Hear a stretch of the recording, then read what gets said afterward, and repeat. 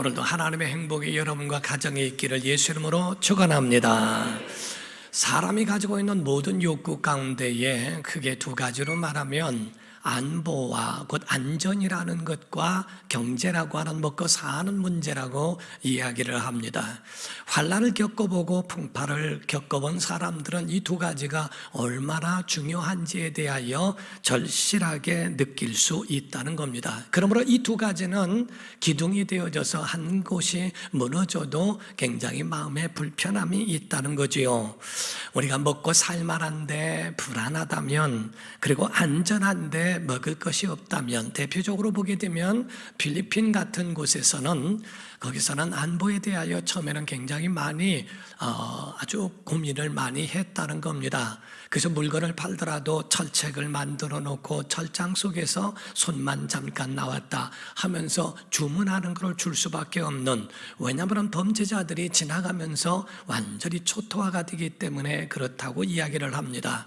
시장이 들어서고 대통령에 의해서 그 가운데에 그 안보를 분명하게 해줌으로 인해서 그 철장을 걷어내고 먹고 사는 일에 더 박차를 가하게 만들었다고 이야기를 합니다. 이와 같이 대표적으로 필리핀이 그런가 하면 안전하게 그런 것들을 다 보호한다고 하는 그런 공산주의 국가 같은 경우에는 안전하다고 이야기를 할 수 있을지는 모르지만은 먹고 사는 일에 문제가 생깁니다. 한쪽이 무너지면 한쪽이 또 다시 세워지고 무너지고 하는 것들이 있더라는 거지요.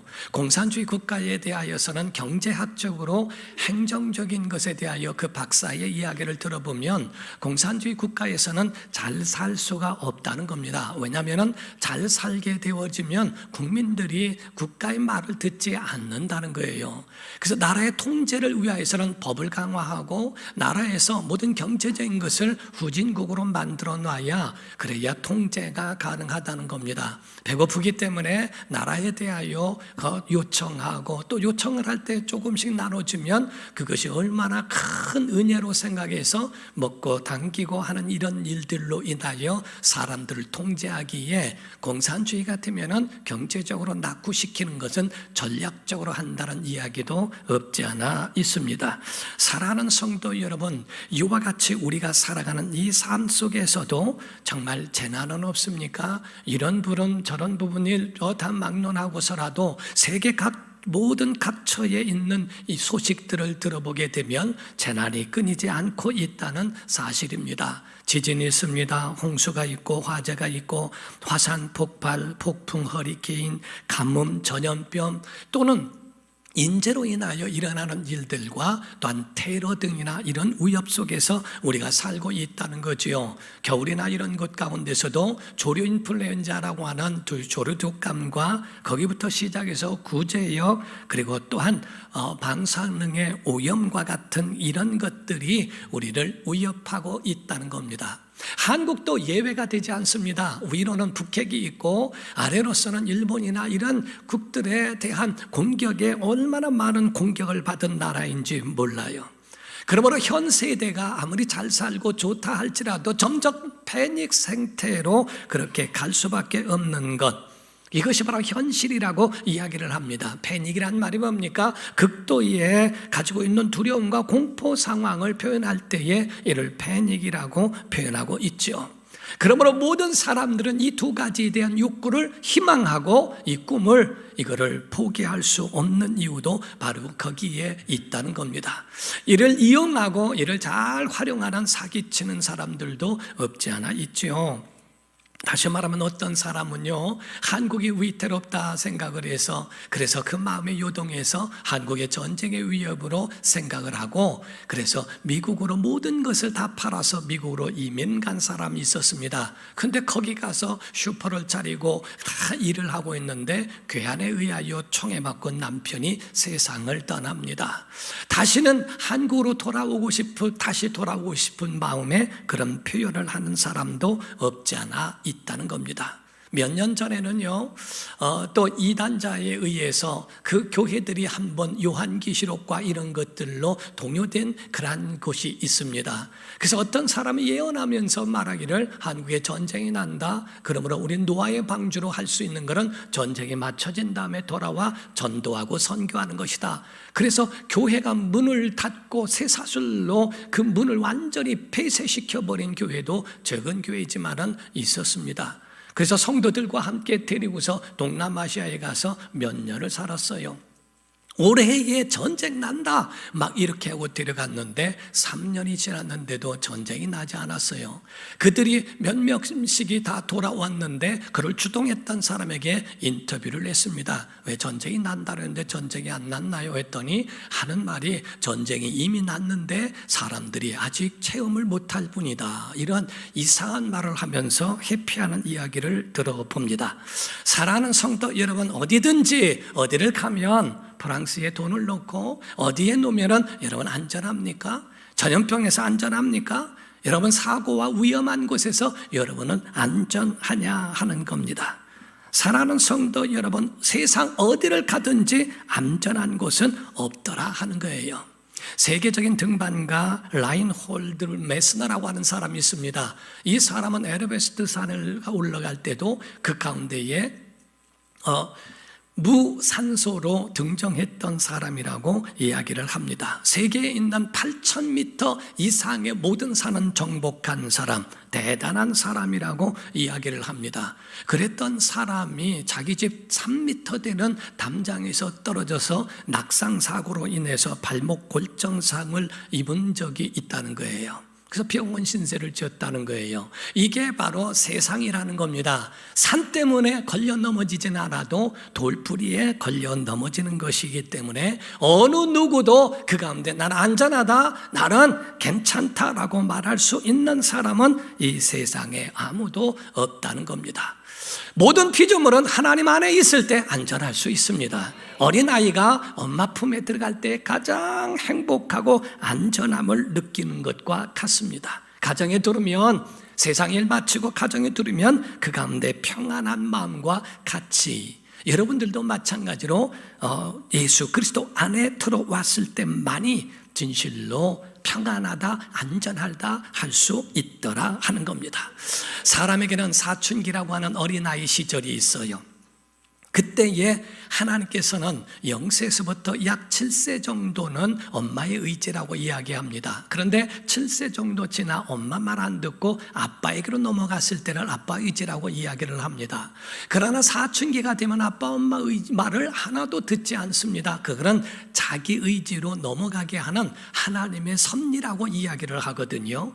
그거는 하나님의 섭리 가운데 누구나 다 거의 모든 사람들이 조금이라도 거쳐가는 게 사춘기예요. 근데 이 사춘기 가운데 마치 파도가 올 때에 파도를 타고 오르는 사람이 있는가 하면 이 파도에 완전히 눌려버리는 사람이 있는 것 같이 사춘기 가운데에 비뚤어진 사람이 있고요, 사춘기를 잘 극복하고 지혜롭게 그거를 이겨냄으로써 훌륭한 사람으로 된 사람도 있다라는 거지요. 이와 같이 성장한 다음에는 갱년기라는 게 있습니다. 그때 건강관리를 잘못하면 몸을 평생토록 힘들게 사용할 수밖에 없고, 이거를 잘 전문가의 도움을 받고 잘 관리하면 그러면 남은 생애에도 건강을 유지하며 살 수 있다고 이야기를 합니다. 이와 같이 건강을 관리하듯 여러분의 인생을 관리해야 하고요, 여러분의 인생을 관리하는 것처럼 신앙도 관리해야 한다는 겁니다.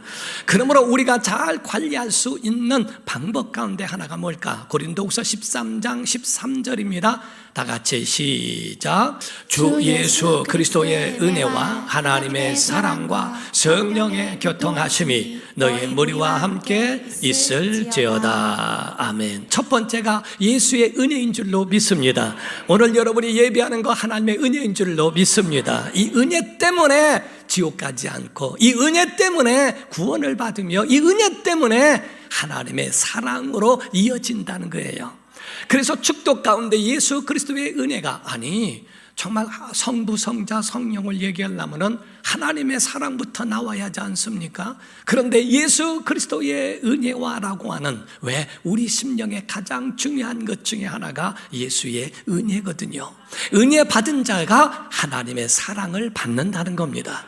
하나님의 사랑받는 자들에게 성령님은 그 은혜와 사랑받는 자들에게 왔다 갔다 교통하시며 그들을 인도하시고 가이드해 주신다고 하는 것을 성경이 말씀하고 있는 겁니다.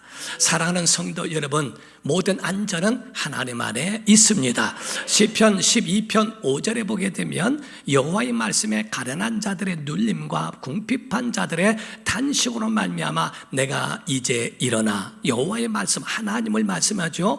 그를 그가 원하는 안전한 지대에 두리라 하시도다, 이렇게 말씀했어요. 하나님께서 안전한 곳에 두시리라 라고 말씀했는데, 여기에 말씀하고 있는 안전한 지대라고 하는 것은 땅을 말하는 게 아니라는 겁니다. 하나님 안에, 은혜 안에, 하나님의 사랑 안에, 성령의 교통하심 안에 있는 그들에게 하나님은 안전한 지대라고 표현하고 있는 거예요. 우리가 분명한 것을 여러분이 아셔야 되는 것은, 하나님의 사람들이라 할지라도 환난은 있습니다. 하나님의 사람은 환난이 비껴가고 고난이 없고 그 모든 일에 형통함만 있다, 그렇지 않습니다. 성경에는 이와 같이 하나님의 사람이라도 환난은 있는데, 이 신앙인들이 이 땅에 살고 있는 한 예외가 될 수는 없기 때문이라는 겁니다. 그러나 단 신앙인들에게 있어서는 그들과 세상 사람과 다른 것이 하나 있는데, 이 문제를 대하는 태도가 다르더라는 거예요. 그 문제에 대하여 어떠한 태도를 가지고 있느냐가 다르다는 겁니다. 어느 믿음 좋은 며느리가 있었다고 그래요. 그 며느리가 믿지 않는 시댁에 시집을 와서 박해하는 시어머니 속에서 얼마나 믿음 지키기가 어려운지 날마다 눈물로 기도하며 시어머니를 위하여 기도했다는 겁니다. 한 번은 목사님이 신방을 갔는데 시어머니가 안방에 계신 것을 보고 그 가운데 예배를 끝마친 다음에 때가 됐다라는 생각이 들어서 시어머니를 만나 전도를 했대요. 아니 어머니를 위해서 며느리가 얼마나 기도하는지 아세요? 그러니까 이제는 나오실 때가 되지 않았을까요? 라고 물었더니 시어머니가 저거 내숭이요, 내숭. 내가 찬송하는 노래하는 소리를 들었는데 내가 기록해놨어. 내가 그걸 보고 얼마나 놀래고 화가 났는지 알아? 아니 찬송 가운데 그런 글이 있나요? 어떤 글인가요? 했더니 너 시험을 당해 범죄치 말고 하는 말을 이 할머니는 시험이를 당해 라고 생각을 한 거예요. 너 시험을 당해 범죄치 말고 너 용기를 다해 늘 물리쳐라. 내가 예수의 힘으로도 늘 승리하라. 제가 내숭이지 시험이를 물리치는 애라고, 시험을 당해서 어떻게 그럴 수 있느냐고 하는 그 이야기를 하더라는 거예요. 분명한 것을 여러분에 말씀드립니다. 하나님의 사람은 문제에 부딪혀도 절대 파괴적인 태도를 갖지 않습니다. 그들에 대하여 축복을 하고 화목을 하고 그들을 보복하지 않는다는 거죠. 그들을 향하여 박해하는 자들을 위하여 기도할지언정 그들을 물리치고 그들에 대하여 그들을 파괴적인 태도는 그리스도의 사람이 아니라는 겁니다. 물론 타협주의자도 아니고 도피주의자도 아니라는 겁니다. 항상 신앙인들은 신앙적 태도를 가지고 있는데, 이 신앙적 태도는 첫 번째 현실을 그대로 수용합니다. 인정을 합니다. 환난이 있는 걸 그대로 인정한다는 것. 두 번째, 낙심하거나 낙담하지 않습니다. 세 번째, 하나님의 뜻을 찾아 희망을 선포할 줄 알고요. 네 번째, 잿더미 위에서도 새로운 세계를 건설할 수 있습니다. 다섯 번째는 어두운 현실 가운데 있다 할지라도 세상을 밝은 눈으로 볼 수 있는 능력이 있다는 사실입니다. 그러므로 신앙인들에게 가장 중요한 것 중에 하나가, 이런 문제가 왔을 때 첫 번째, 이 문제를 통하여 어떻게 함께 하시는 하나님을 발견하는 게 첫 번째고요. 두 번째로는 이 모든 어려움을 하나님 의지하여 주시는 능력으로 잘 극복하는 사람들이 하나님의 사람들, 신앙인들이라고 성경은 우리에게 증거하고 있는 거예요. 그러므로서 성경은 우리에게 말씀합니다. 하나님의 굳은 마음과 그리고 성도가 가지고 있는 그러한 믿음의 고백이 오늘 본문 말씀이거든요.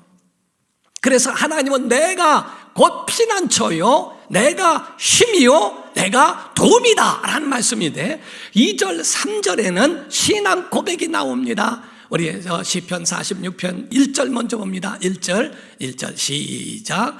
하나님은 우리의 피난처시요 힘이시니 환난 중에 만날 큰 도움이시라. 아멘. 먼저 우리가 이 가운데 보게 되면요, 유대인들의 탈무드를 보게 되더라도요, 유대인들의 탈무드 가운데는 이런 말이 있다고 합니다. 하나님을 경외하는 경건한 사람을 마치 달걀을 삶는 것과 같다, 이렇게 표현한다고 합니다. 이런 모든 식물들은 끓이면 흐물흐물해지고 그렇게 되어지는데 달걀은 끓일수록 더 단단해진다는 거예요. 그래서 유대인들은 이 달걀을 먹으면서 바로 어떤 문제와 고난과 엮여 있을지라도 단단해져가는 자기의 믿음을 다시 한번 확인한다는 겁니다. 우리가 문제가 생기면, 물을 끓이듯 문제가 생기면 세상 여느 사람, 보통 사람들은 불평이 나옵니다. 원망이 나옵니다. 남 탓으로 돌리고 이렇고 저렇고 자기의 탓이 아닌 것으로 말하면 마음이라도 편해지니까 그렇게 한다는 거예요. 세상을 풍자하는 말 가운데 이런 이야기가 있어요. 남편이 외도했을 때의 부인의 그 나라별 반응을 기록한 것이 있어서 한번 재미있게 본 적이 있습니다. 그냥 간단하지만 잠깐 말씀을 나누고자 합니다. 이탈리아 여자들은요, 남편이 외도했을 때 남편을 죽인답니다. 이탈리아 사람하고 살면은 위험합니다. 프랑스 사람에게 대해서는 남편의 여자를 죽인답니다. 스페인은 더 무서워요. 스페인의 여자는 남편이 외도를 하면 둘 다 죽여버린답니다.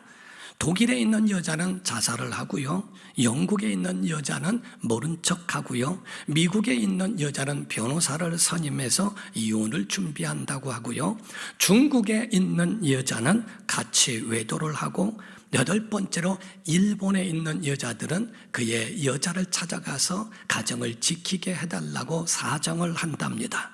마지막으로 한국은 남편이 외도를 하면 국회의사당 앞에 가서 정부 탓이라고, 나라가 살려내라고 이야기를 한다는 거지요. 무조건 남 탓이라고 그러고 무조건 상식에서 어긋난 것은 우리의 행동이 아니라는 거지요. 하나님의 사람들은 남 탓이라고 보기보다는 하나님의 뜻을 따라서 어떻게 이 문제를 해결해 나갈 수 있을까에 대하여 하나님의 지혜를 구하고 하나님의 안전지대에 자기 자신을 피할 줄 아는 사람이라는 겁니다. 오늘 본문에 있는 시편 46편에 대해서는 역사적으로도 유명한 시라고 이야기를 해요. 칼빈이라고 하는 사람도 불어로 원어를 번역할 때에 가장 첫 번째 번역한 것이 시편 46편이라고 이야기를 합니다. 마틴 루터가 종교개혁을 할 당시에 위기가 찾아왔어요. 그때 극복하기 위하여 이 시편 46편에 있는 말씀을 토대로 해서 찬송을 만든 것이 내주는 강한 성이요 방패와 병기 되시니 큰 환난에서 우리를 구하여 주시리로다 라고 하신다는 거죠. 바로 이와 같이 하나님이 우리의 피난처가 되시는 줄로 믿습니다. 하나님만의 안전지대요, 우리의 도피성이라 하는 거예요. 구약에 보게 되면 그 도피성이 있는데 이스라엘을 중심으로 해서 사방으로 6군데의 도피성을 두었습니다. 과실로 사람을 죽였을 경우에 그가 빨리 도망해서 잡히기 전에, 문 닫히기 전에, 해지기 전에 거기에 도착을 하게 되면 그에 대하여 참작을 하고 일단 보호를 하고 참작을 해서 그래서 그를 살려주기도 한다는 거예요. 그래서 사람을 죽인 자는 눈은 눈으로 이는 이로 갚기 때문에 사람을 죽인 자는 죽어 마땅하지만은 과실로 죽인 사람에 대하여 그들에게 베풀어준 하나님의 사랑의 그림자가 도피성이라고 이야기를 합니다. 우리가 망명자들에 의해서도 국제관례상 그들을 일단은 보호하는 것처럼 하나님 앞에, 전능하신 하나님 앞에 피한 자들에 대하여 하나님은 절대로 외면하시거나 버리시지 않는다 하는 말씀이에요. 그러므로서 여러분과 저는 하나님께로 어떠한 것으로 정말 우리의 신앙 고백이 어떻게 표현되고 있는가? 시편 46편 2절과 3절입니다. 시작. 그러므로 땅이 변하든지 산이 흔들려 바다 가운데 빠지든지 바닷물이 솟아나고 뛰놀든지 그것이 넘침으로 산이 흔들릴지라도 우리는 두려워하지 아니하리로다. 셀라. 아멘. 어떤 상황이라도 바다가 솟구쳐 오르고 내려오고, 어떤 섬을 가려고 했더니요, 바람이 우리가 볼 때는 그렇게 부는 것 같지 않고 무슨 폭풍이 오는 것도 아닌데도 이 바람에는 배를 못 띄운다고 이야기를 해요. 아니, 우리가 볼 때는 좀 잔잔한 것 같은데도 왜 그런가? 이 바람이면 안 된다고 이야기를 합니다. 그런데 바다가 솟구쳐 오를 정도의 그런 상황 속에 있다 할지라도 나는 두려워하지 않는다라고 이러한 고백이 있는 것은 하나님이 함께 계시기 때문입니다. 사랑하는 성도 여러분, 전능하신 하나님, 망명한 자들도 보호하시거늘 하물며 전능하신 하나님께 피하는 자들을 하나님이 버리실까? 그렇지 아니하고 그들을 보호해 주시겠다는 겁니다. 그것이 바로 오늘 성경에 있는 말씀이에요. 첫 번째가 하나님이 피난처고, 두 번째가 믿음의 사람이 있는 그곳이 바로 피난처라고 말씀하는 겁니다. 왜냐하면 궁극적으로 믿음의 사람들에게는 하나님이 함께 계시기 때문입니다. 여러분이 가는 곳곳마다, 발길이 머무는 곳마다 하나님의 은혜가 있기를 주 이름으로 축원합니다. 가정도, 교회도, 직장도, 학교도, 일터도 모두가 다 피난처가 되고 안전지대가 되리라 믿습니다. 이게 바로 우리의 믿음의 고백이 되어야 한다는 거지요. 여러분, 하나님과 함께 하십시오. 여러분, 하나님께 여러분들을 맡기고 살기를 주 이름으로 축원합니다. 한 수도사가요, 올리브나무를 심었답니다. 그거를 심고 난 다음에 얼마나 뿌듯한지, 주여 하나님, 기도를 들으사 비를 주시옵소서. 그랬더니 비가 쫙 내렸대요. 비가 막 내린 가운데 주여 이제 햇빛을 주시옵소서. 그때 햇빛이 쫙 응답에서 났대요. 주여 이제는 이 올리브나무가 단단해지기 위해서는 서리를 주시옵소서. 서리가 쫙 왔대요. 그 다음날 죽었대요. 올리브나무가 팍 죽어있는 그 모습을 보고 이게 웬일인가, 하나님 앞에 기도해서 얻은 응답들인데 왜 나무가 죽을까? 동료 그 수도사에게 말을 하고 하소연을 했더니 그 동료 수도사가 나도 올리브나무를 심었네. 그런데 잘 자라고 있네. 그 비결이 뭔가? 라고 물었더니 나는 주님께 맡긴다네. 강풍이 불던, 비바람이 치던, 비가 오던, 햇빛이 나던 어떤 상황에서도 그것을 만드신 이가 잘 양육하실 걸 나는 믿네.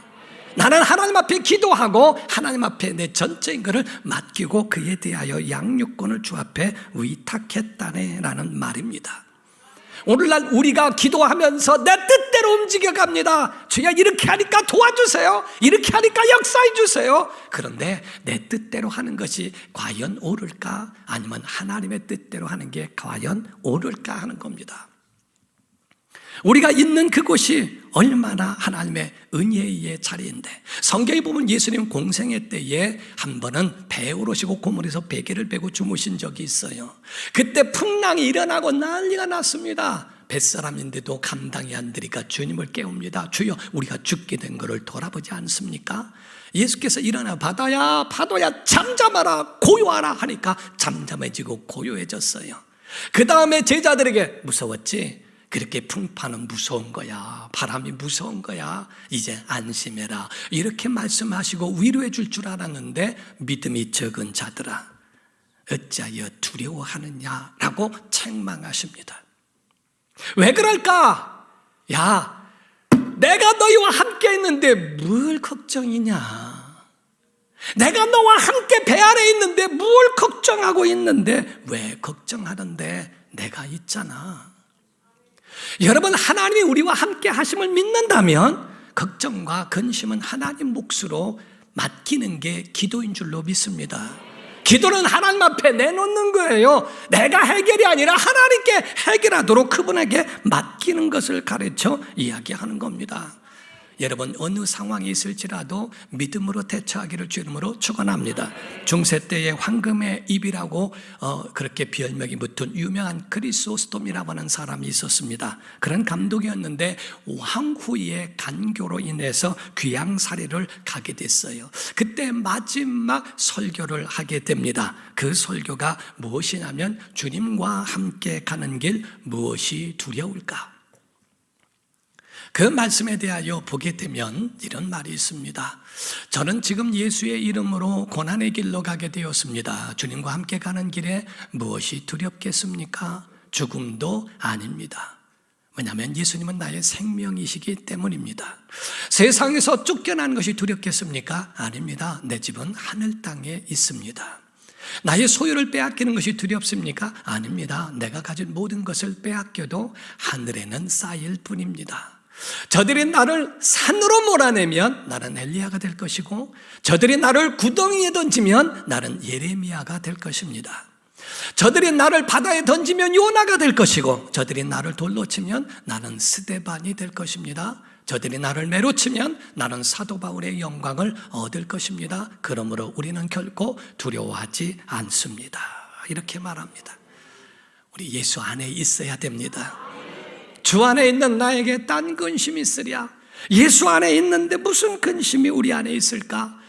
예수 그리스도 하나님이 우리에게 말씀하신 요한계시록은 정말 안전지대는 하나님의 나라라는 거예요. 요한계시록 7장 14절에서 17절을 보면 내가 말하 이르되 주여 당신이 하시나이다 하니 그가 나에게 이르되 이는 큰 환난에서 나오는 자들인데 어린 양의 피에 그 옷을 씻어 희게 하였느니라. 그러므로 그들이 하나님의 보좌 앞에 있고 또 그의 성전에서 밤낮 하나님을 섬기매 보좌에 앉으시니가 그들 위에 장막을 치시리니 그들이 다시는 줄이지도 아니하며 아멘.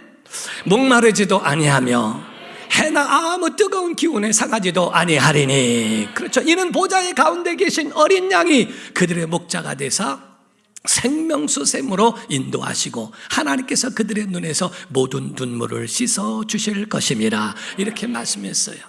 예수 안에 있으면 하나님의 영원한 나라에 눈물도 없고 배고픔이나 줄이거나 목마른 것도 없는 그곳이라고 성경은 우리에게 증거합니다. 여러분, 교회 왜 옵니까? 교회 오는 마지막 여러분 목적이 뭡니까? 자수성가입니까? 사업입니까? 여러분 모든 자녀들 잘 되는 겁니까? 그냥 행복한 겁니까? 5만 가지, 억만 가지 응답을 받으며 살아도 지옥 가면 무슨 소용이 있습니까? 미국에 유학 간 사람들이 있었대요. 새 청년들이 모여가지고요, 빌딩 옥상에다 70층이 되는 옥상에다가 집을 거기에 얻고 거기에서 3명이 같이 지내게 되었대요. 그런데 70층의 모든 이 청소를 맡아서 그 일을 하는데 하루는 어디 갔다 3명이서 돌아왔는데 정전으로 인하여 엘리베이터가 올라가지 못하더래요.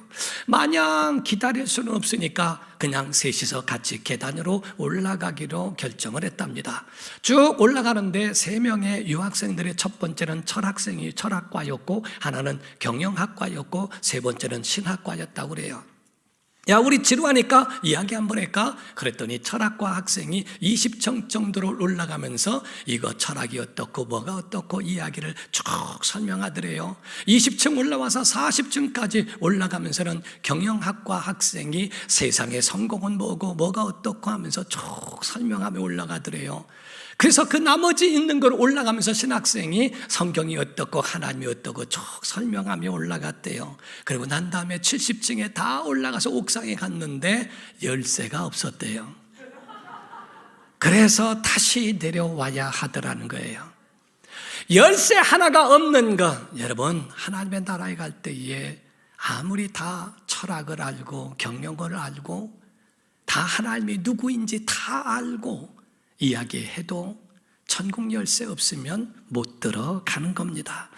아무것도 아니라는 거지요. 여러분과 저는 예수 안에 있어야 합니다. 사도 바울이 말하기를 내가 몸 안에 있든지 몸 밖에 있든지 라고 이야기하는 것처럼 예수 안에 있으면 안전합니다.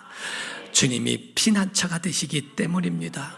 우리의 삶의 주인 되시는 하나님의 사랑 가운데, 은혜 가운데 머물고 자기 자신을 맡기기를 주 이름으로 축원합니다. 시편 34편 8절입니다. 시작. 너희는 여호와의 선하심을 맛보아 알지어다. 그에게 피하는 자는 복이 있도다. 여러분, 힘들고 어려운 상황에 있을 때에 세상에 피하지 말고 주 안에 피하기를 주 이름으로 축원합니다. 기도하겠습니다. 이 시간에 다 같이 한 목소리로 기도할 때, 하나님, 우리 안에 주 안에 살아가게 해 주옵소서 하고, 하나님만이 나의 피난처요 힘이시요 나의